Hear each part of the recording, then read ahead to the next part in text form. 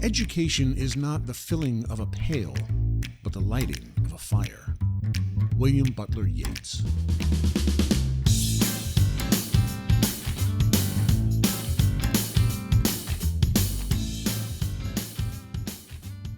It's time for science, and it's time to talk again about providing access to STEM for all students and technology integration. Our guests are Dr. Leena Bakshi McLean, founder of STEM for Real, and author of the book STEM for All: How to Connect, Create, and Cultivate STEM Education for All Learners, and Nicole Czaplicki, a principal in the Upper Dauphin Area School District in Pennsylvania. Dr. Leena Bakshi McLean is the founder of STEM for Real, a nonprofit professional learning organization dedicated to integrating science, mathematics, and STEM content with principles of justice-centered teaching and leadership. A sought-after international speaker, global consultant, and trusted advisor to schools, districts, charter networks, and nonprofit organizations, Dr. McLean leads research at the intersection of equity and STEM education. We talk about the importance and interdisciplinary nature of STEM, looking at art and history through a STEM lens, why it's important for students from all backgrounds to see themselves in STEM, and bringing excitement to classrooms. Nicole Czaplicki was a health and physical education teacher for 21 years at Halifax Area School District before becoming an elementary principal in February of 2024. Ms. Czaplicki discusses her background in being asked to help with the transition to new state standards using FOSS, the importance of hands-on learning and STEM, the importance of technology integration, and seeing an increase in test scores the first year they introduced a module into 4th grade.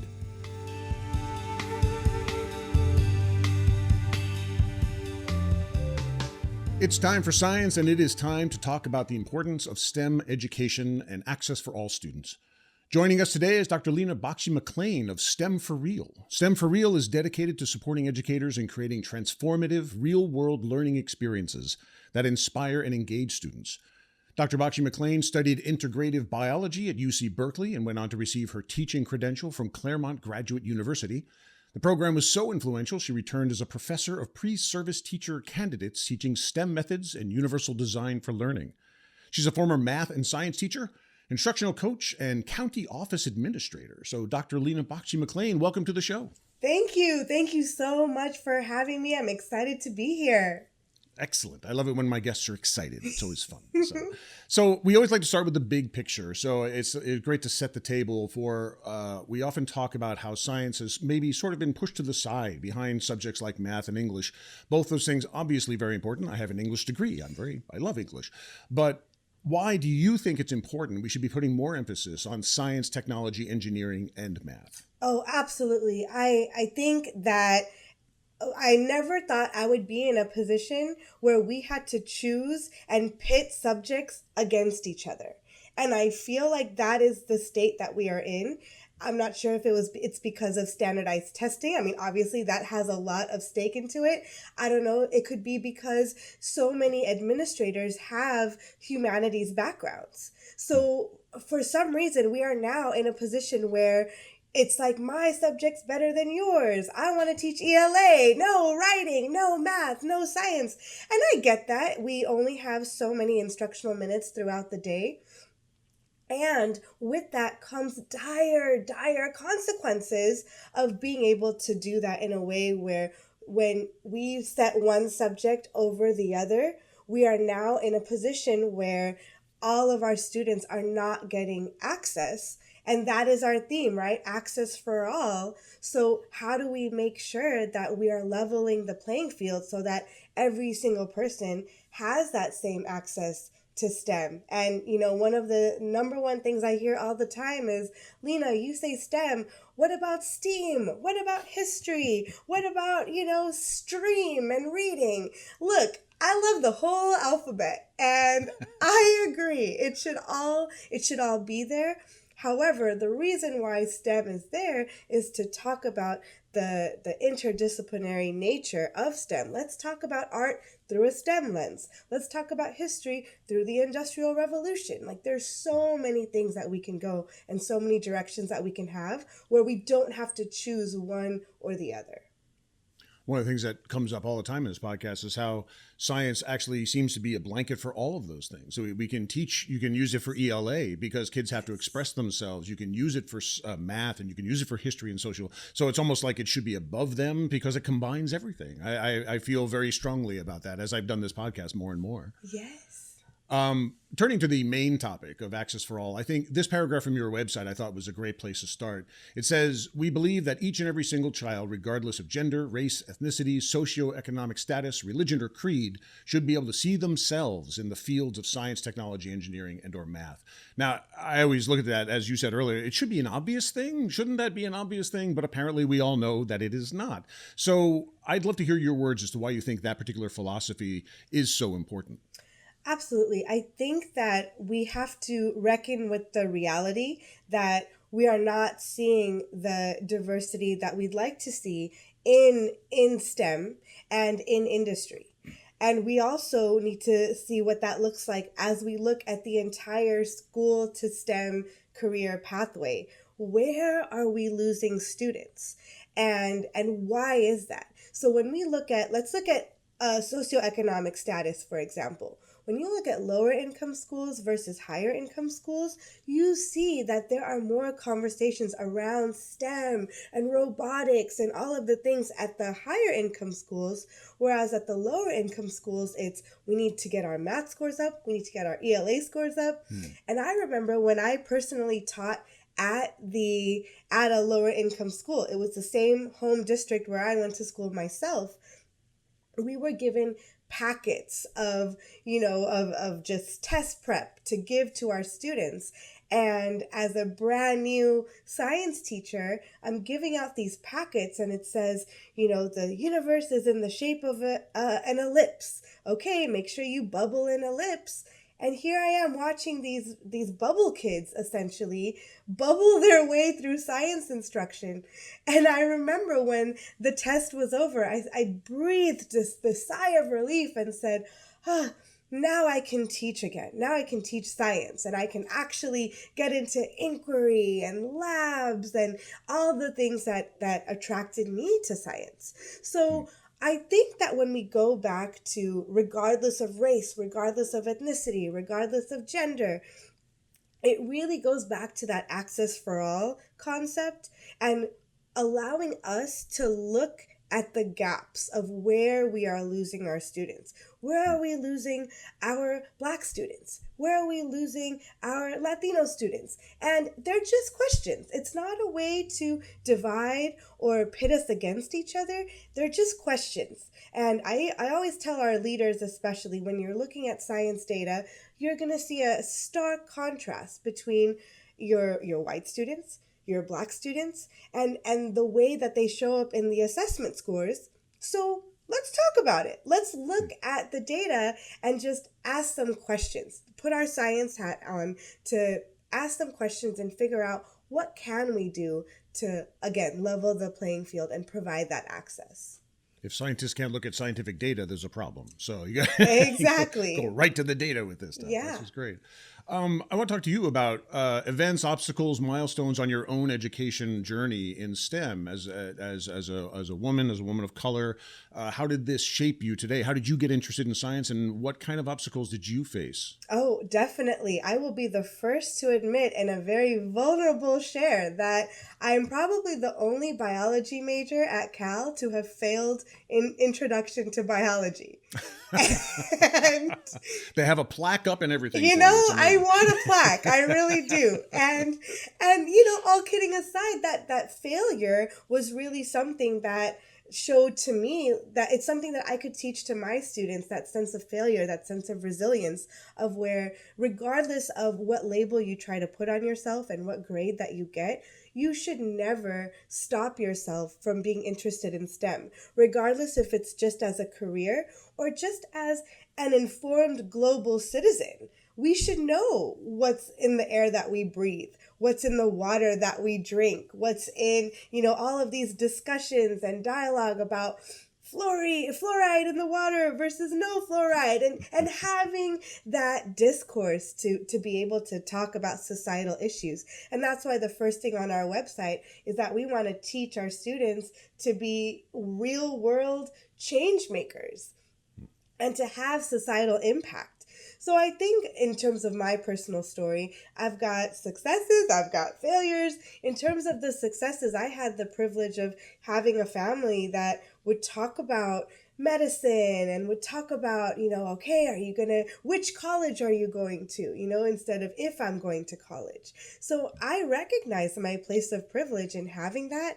And then on top of that, being able to say, all right, well, now I'm on this pre-med track, and here I am failing organic chemistry, failing calculus, failing biology. And I'm like, wow, I don't even know what that letter looked like until I saw it right there. You can really get an F. It's real. I thought they were legends. I know. I really did too. And I'm so grateful that I had that, because when I became a science teacher, I was able to experience exactly what my students were experiencing and not just dismissing their failure. Because I think that's what a lot happens, is that when our students get that F, they think it's over. They're like, all right, I guess this isn't for me. Let me go do something else. And that is the one thing I want to combat, if there's anything I can in STEM, is not dismissing the journey based on whatever experience they've had. I come from an art background, a comics background, graphic novels, and I've been very lucky to do a bunch of panels at Comic Cons talking about using graphic novels to teach, especially in science. Several of those, because I read on your background that you had you created your own children's book, and saw that it had a real impact on children reading it, and it sort of showed you more how much more needed to be done. And your book is called "There's Something in the Water." And students loved it, and you realized your mission was much bigger. So I love that. I love that that was part of the thing, visually teaching kids. But could you talk a little bit about that, about how kids can learn that way through graphic novels and through visualization? Absolutely. I think that our students, they have to see themselves. It has to be a visual marker of, wow, oh, wow, they look like me. I can be in STEM too.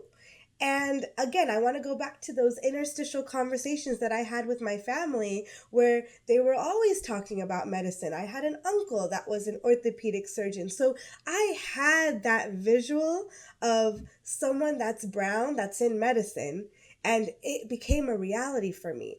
Versus our students, I wanted that same thing. And so Dr. Tyrone Hayes from UC Berkeley was the star of our first children's book, There's Something in the Water, because I wanted our young people to see themselves in Dr. Tyrone. And it's crazy because I think great minds think alike. We had the same thing in FOSS and in school specialty, where Dr. Tyrone was featured there as well.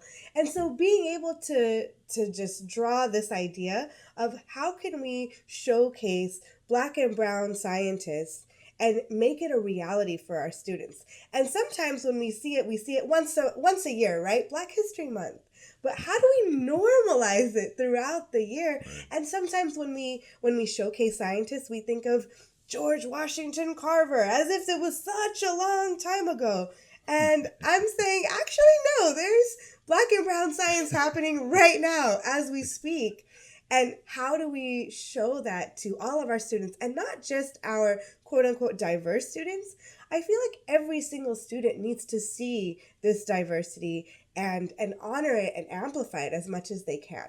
I wish I know where I first heard the phrase, but I think one of those life transformational phrases for me was representation matters. Mm-hmm. Because I, as middle-aged white guy, never thought about it from that perspective. And then suddenly it's like, oh my God, you see the movie like Black Panther or Captain Marvel, and little girls and they're all like, oh, that's me up there. And that's amazingly powerful stuff. And I love that it is in science as well, because kids have to see it to want to be it. Yes, absolutely. Yeah. Just being able to just have that visual, it makes it a reality. Do you think we've been very lucky to talk to a few people who have very large Instagram followings? There's a lot of science communication going on of people of color and women. How important do you think that is? Because it seems to me, at least growing up in my world to now, that it's at least more obvious. There are places to go and see this. How important do you think that is? You know, I came from a place of I teach with a whiteboard and marker, and that's what I do. And maybe I'll do a webinar or two here and there. And I resisted social media.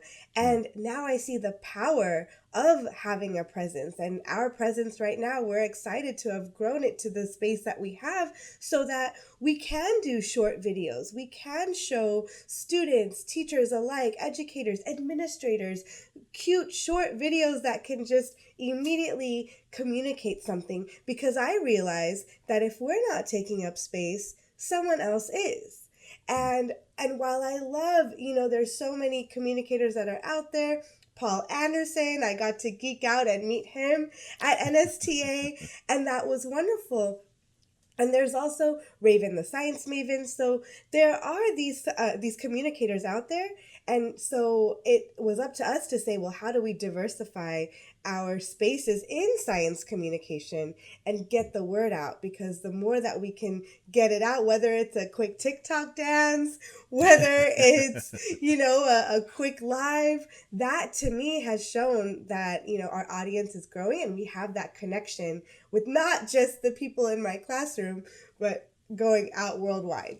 I want to now take that and go right into the nitty gritty of what STEM for Real does. But what kind of things can teachers do to make sure that they are providing access for all students in their classrooms? And is that more of a concern for the school or district level, or is it just a little bit of everything?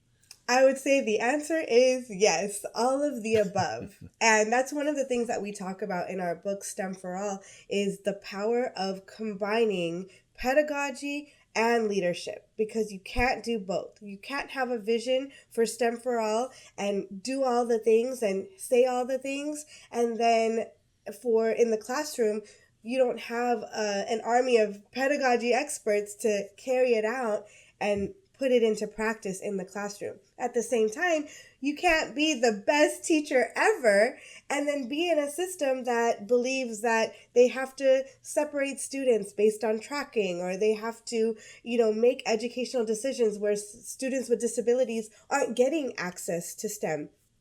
So it really is both, and being able to put that into practice together.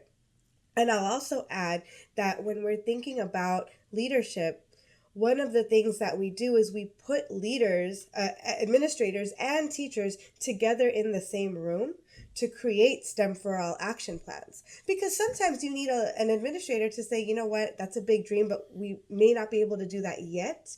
And then at other times you need the teacher to say, I love that vision, I think I can do this. So you're putting everyone together in the same room with so many different resources and leverage points and spheres of influence to make the STEM for All action plan happen.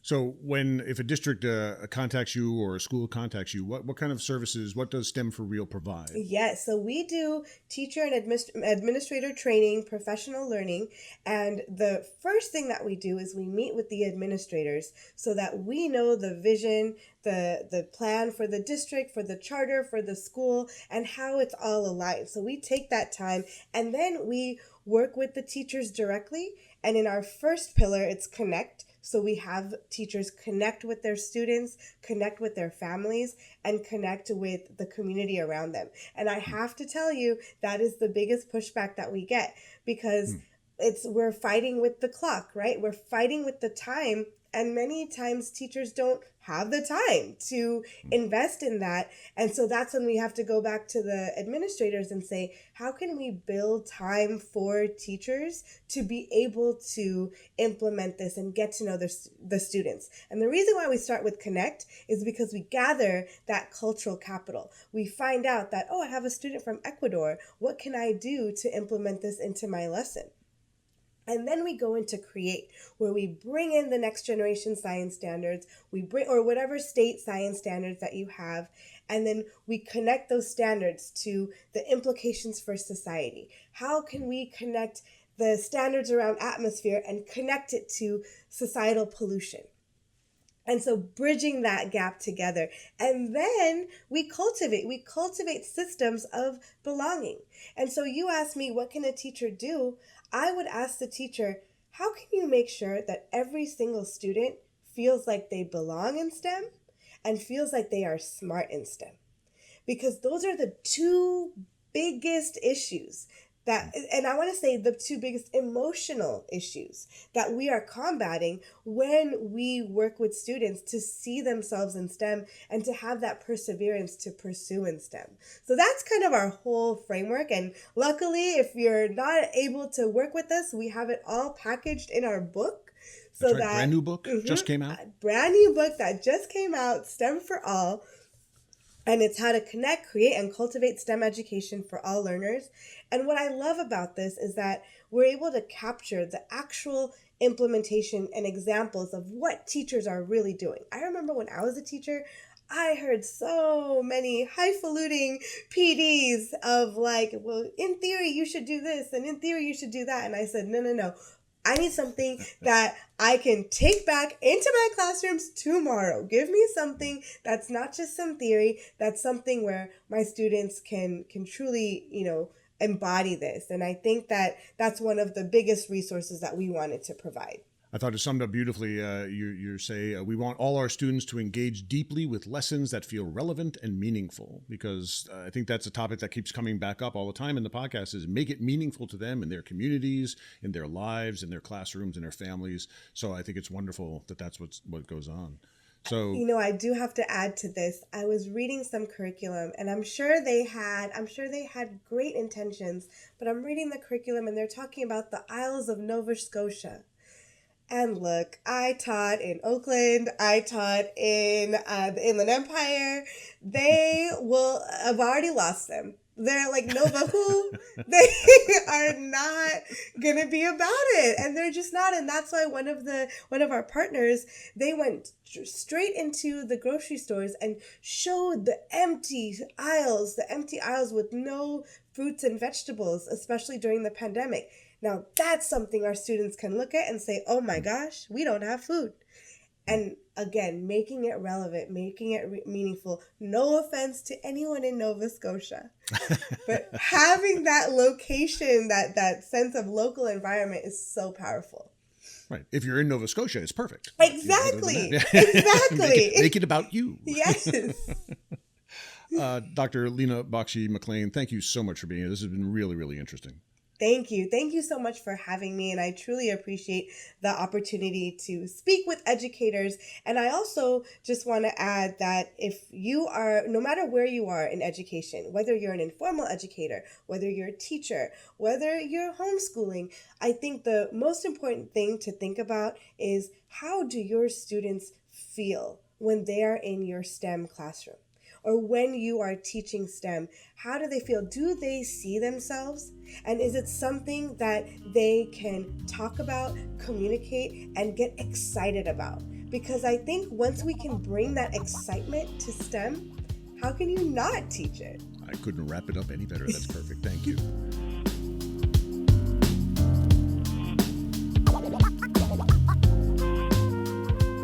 It's time for science, and we love to talk to teachers, educators, scientists, content creators, and experts, but so often we talk about how important it is to get school administrators and districts behind you and supporting their teachers to bring science to our students.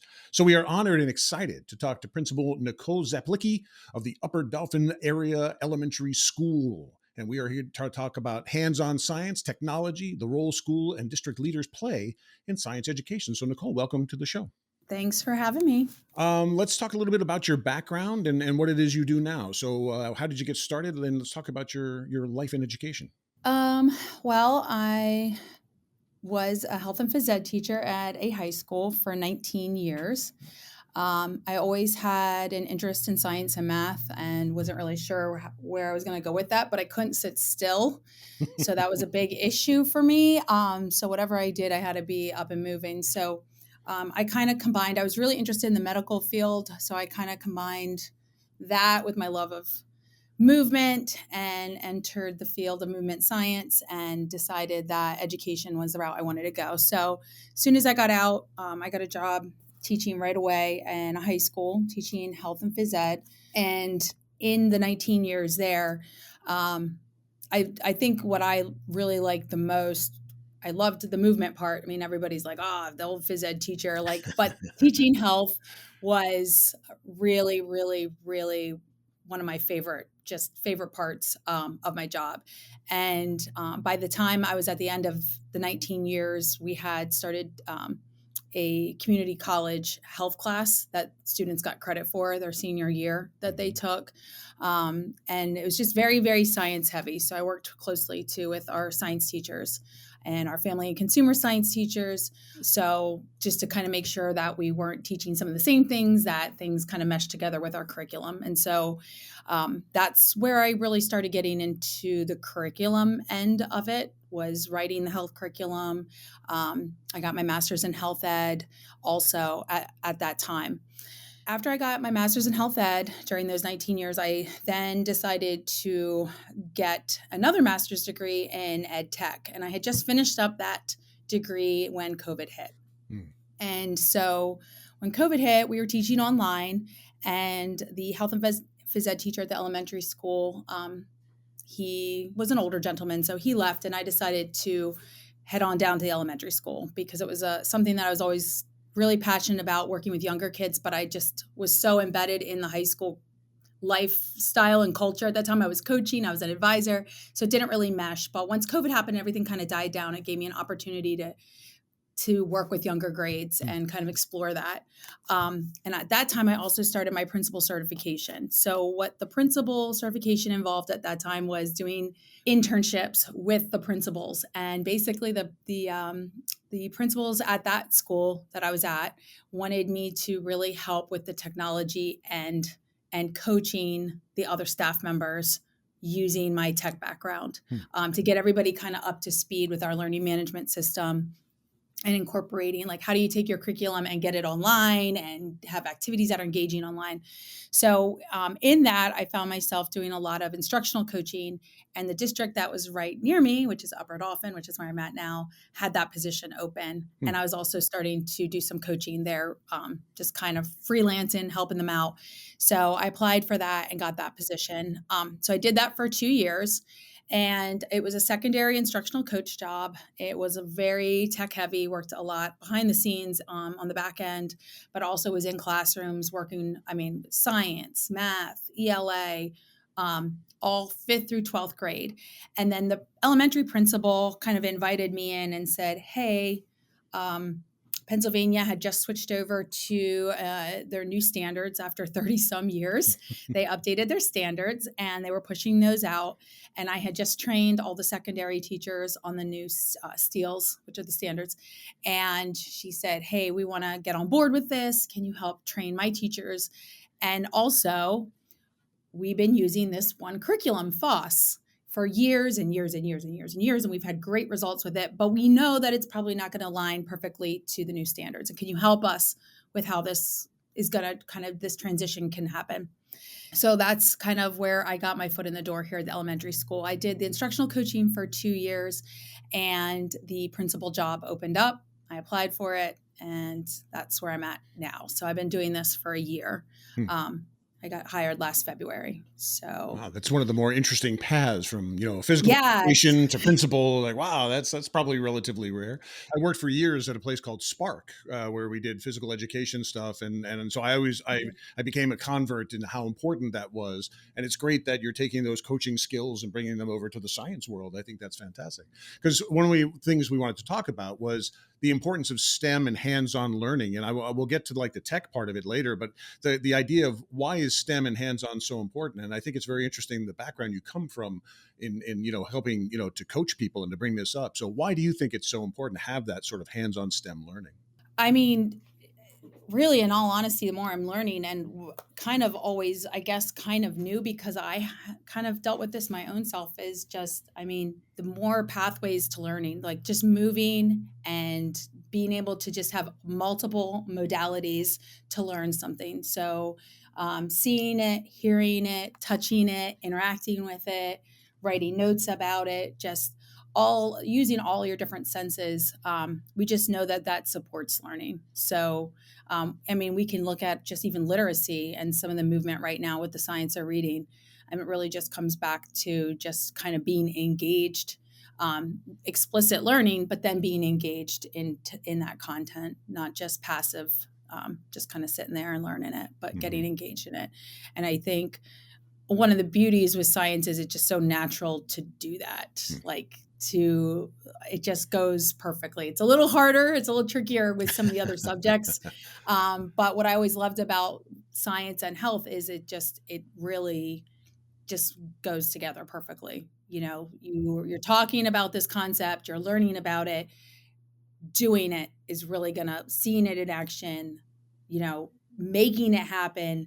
That's what's going to really make it stick. Yeah, that comes up a lot in the podcast. It's one of those things where it's like other subjects, you learn the facts and you learn the things, but with science, it's an exploration.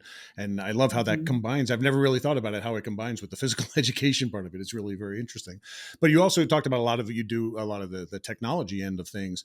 How does that combine? Because obviously we don't want kids just sitting behind a computer, because hands-on, as you've said, is so important. So how do you combine those two things using the technology to sort of, approach integration with importance with hands-on instruction as well? Well, one thing that this curriculum does, and I think is one of the real benefits, is it's honestly not super tech heavy, because it is so hands-on. So, you have your anchor phenomenon, and so that's always a video. So there's typically some sort of video where there's something going on, and the kids have to watch that and kind of talk about it, discuss it. What do they notice? What do they see? What do they wonder? What's going on?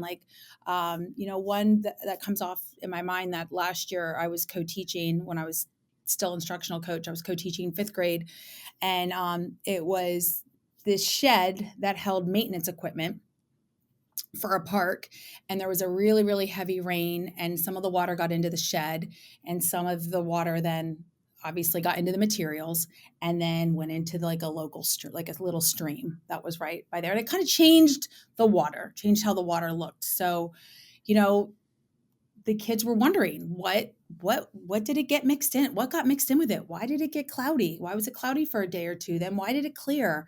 So, having that tech end to see that, like if, years ago, we couldn't have done that, but because we have the ability now, and the kids could rewatch that anchor phenomenon because they all have it on their iPad. So we watch it together as a group and we discuss it, but you can always come back to it when you want to see it. And that's one of the great parts about technology is you can always come back to it. It's still right there. You can access it. So it's just so accessible for our students.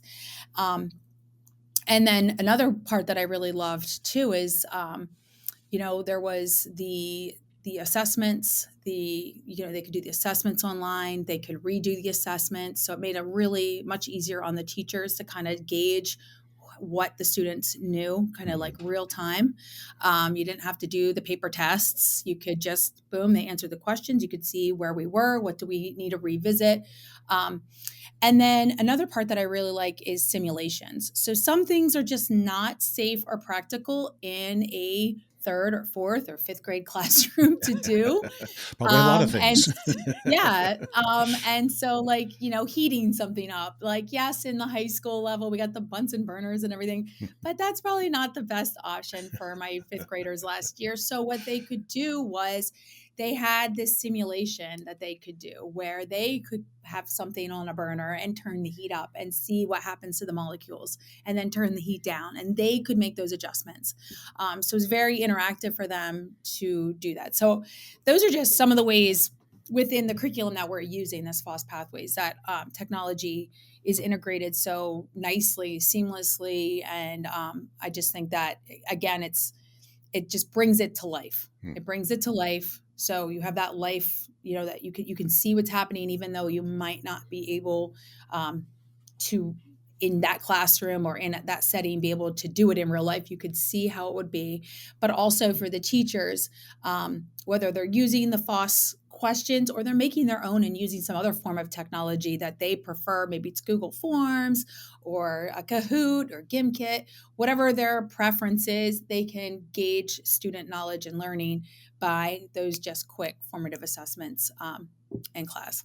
it's a great opportunity to talk to a principal, because we often talk about teachers, if they need help, to go to their principal, go to the district. How do you support your science teachers? And if you have, do you have any advice for teachers how to approach a principal to get sort of support, or if they feel they need something? How did that dialogue get started, and what can you do for the teachers? Um, well, I kind of entered this conversation as an instructional coach. So, I'll kind of talk about what the principal did, who kind of introduced the changes, and then like how I supported it, but also I'll talk about like where I'm at now. Hmm. So one of the first things was there's a lot of changes in education. So one thing that the former principal was really wise to was, you know, we need to make these changes. We need to get aligned to SEALs. We know we love FOSS, but this FOSS program we have is outdated. Hmm. So we want to move in the right direction. But how can we do it in a way that's going to like be really sensible and practical, not overwhelming for our teachers? So one way that we decided, and in talking to her and talking with FOSS, how we could do this, and they really are great. They helped kind of figure out how to do this in the best possible manner. But it was called a roll-in. So basically what you do is you roll out one unit and then you roll a new unit in. And then you only like that unit, you still teach your old units, but you got this new FOSS unit. And then the next year okay, now we have that one. We did it one time. Now we're going to roll in the new unit and take out the old one. So FOSS Pathways has 3 units, basically, or 3 kits or units per school, per grade level, per year. So it's a 3-year process, really, is essentially how it ended up. And for us, that was perfect. And I get asked a lot about that. Was that a good decision? Some schools reach out to me and they ask, like, if you had to do it again, would you just roll it all out or just all one shot, or do it the way that you did it? And I think that it would have been very overwhelming to do it all in one shot. So that was the first thing, was kind of that slow rollout. The second thing is professional development. Now, my teachers were used to the FOSS hands-on exploration. So that's what the ground, like that's what FOSS is. It's just that you got that hands-on, right? What was different was they were going to be teaching different content. So it wasn't content they were used to. They weren't used to the anchor phenomenon. They weren't used to the sense-making discussions and the note-taking that went with it. So there was all these new pieces that FOSS has added based on evidence-based, what works best, science learning. So they added all these pieces, and that was all new. So we definitely knew that we needed professional development on that. So that was something that I worked closely with FOSS with, and how would we best serve the teachers to do that. So again, we started with the first year, like a summer professional development for the grades that were starting that year with their first kit. Not all the grades were ready. Like the kits were just kind of getting finalized and manufactured. So like we really ended up just starting with 3rd and 4th grade first. So we made sure that we could run some professional development for them and support them during the time they were doing that new unit. So whatever they needed, we made sure. At that time, I was still coaching in the beginning of the year. So I was there helping to support some of that for some of those grade levels. And then when I became principal, I still had one grade level that was there that still needed to do their kit at the end of the year. So I worked with them to help facilitate that, but they already had that professional development. And then we did another round of professional development this year, kind of like a short little revisit for the ones that got it before, and then a full professional development day for the teachers that were doing this for the first time. As new teachers came in, FOSS came and ran another professional development day. And then as the teachers, as the grade levels embarked on their kit, some of them for the first time this year, I would just constantly trying to be in touch. Hey, you're starting your FOSS kits. What do you need from me? You need supplies? Okay, boom, I'm at the store. I'm getting the supplies. What else do you need? I had some teachers can I go visit one of the teachers that have been doing FOSS on the regular? Like, we have one, so we ended up departmentalizing fourth grade. So we have one science teacher now. Wow. That's new this year. Wow.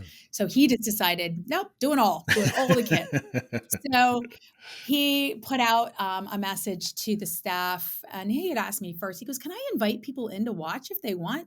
And I said, absolutely, please. That's That's a great awesome. idea. That's Yeah. what I want. And Yeah. I have tried really hard to foster that in him and like get him the extra PD.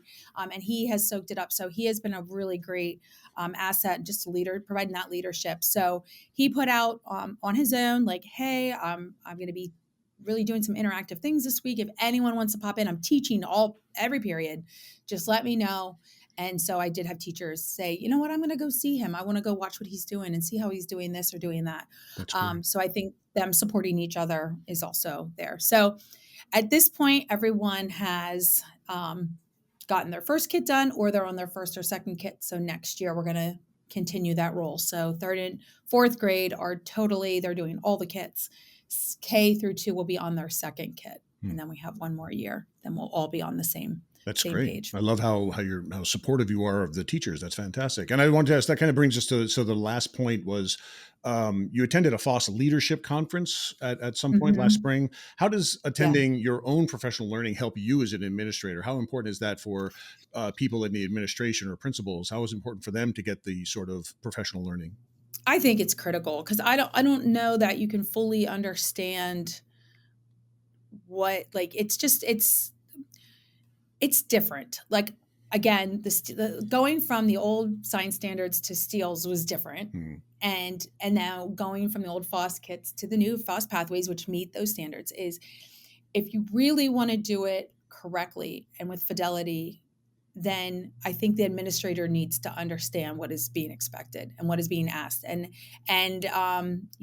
like, fostering that instructional leadership, if you're not aware of that to me, that's just one of my main goals. And it's hard in my job some days. I'm dealing with behaviors, I'm dealing with parents. So the instructional leadership part is tricky, but when I can devote myself for a day or two of learning so that I can help when I need to help, or understand when I need to try to understand the situation or a lesson, or again, give that guidance. If I'm going in and watching that lesson, I need to know how this is supposed to be run.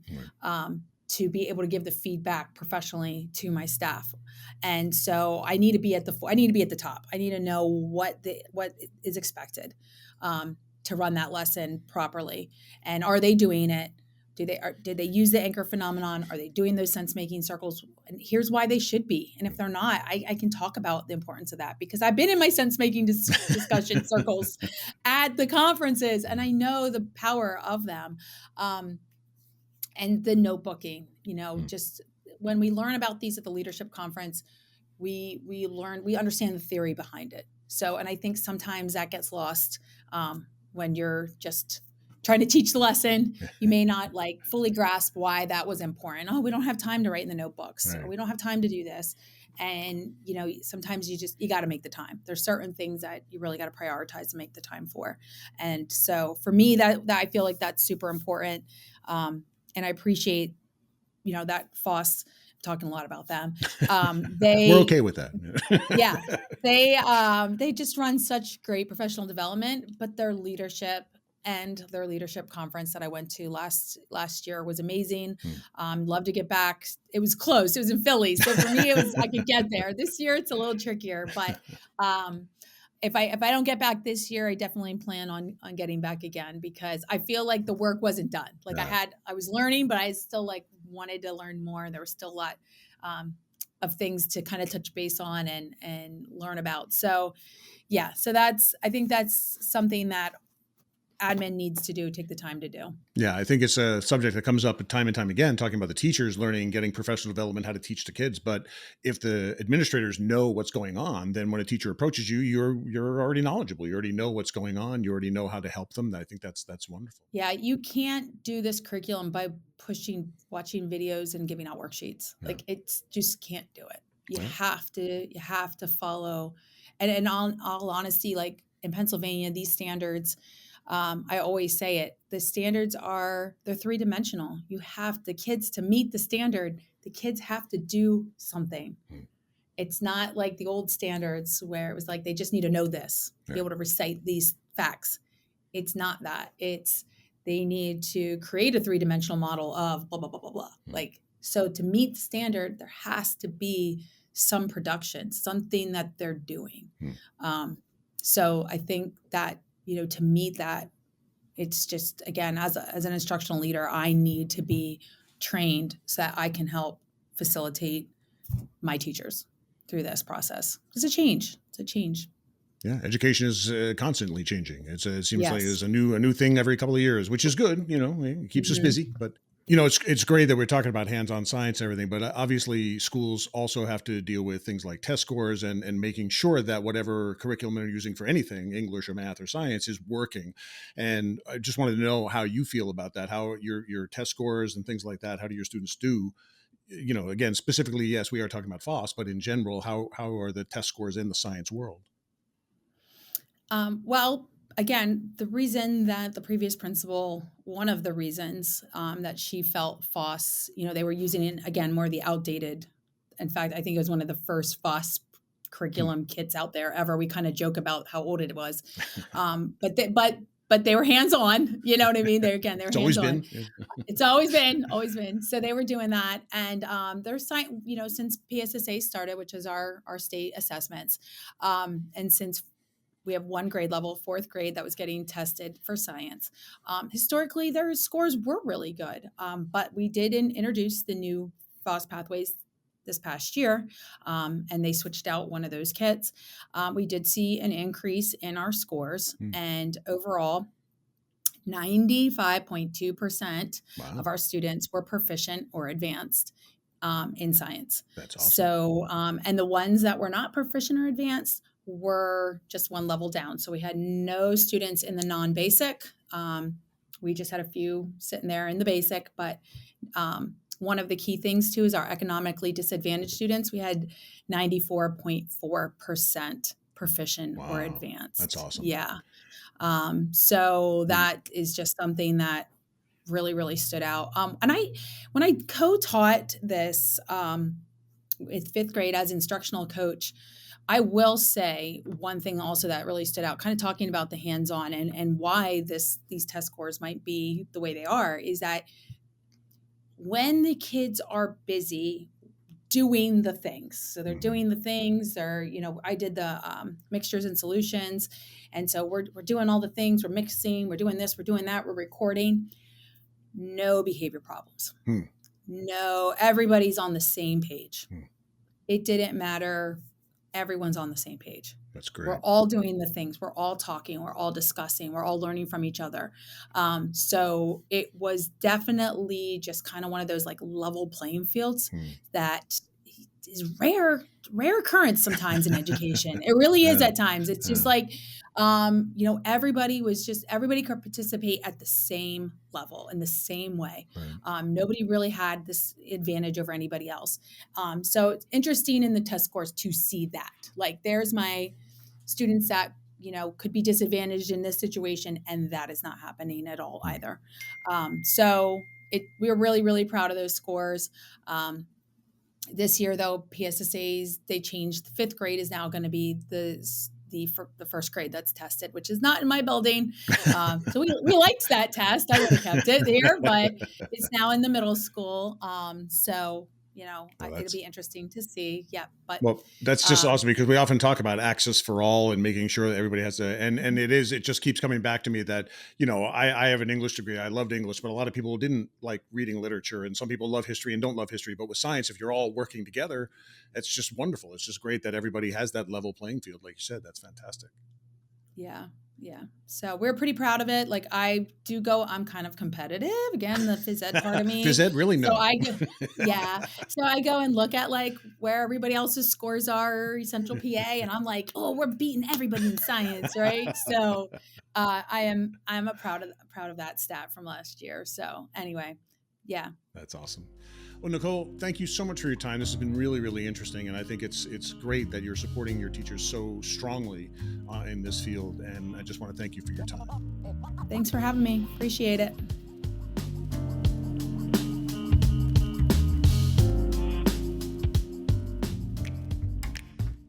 It's Time for Science is produced, recorded, and edited by David Lipman and Tom Racine, and is sponsored by School Specialty and FOSS, the Full Option Science System, at the Lawrence Hall of Science, UC Berkeley. Be sure to check out FOSS on Facebook and Instagram.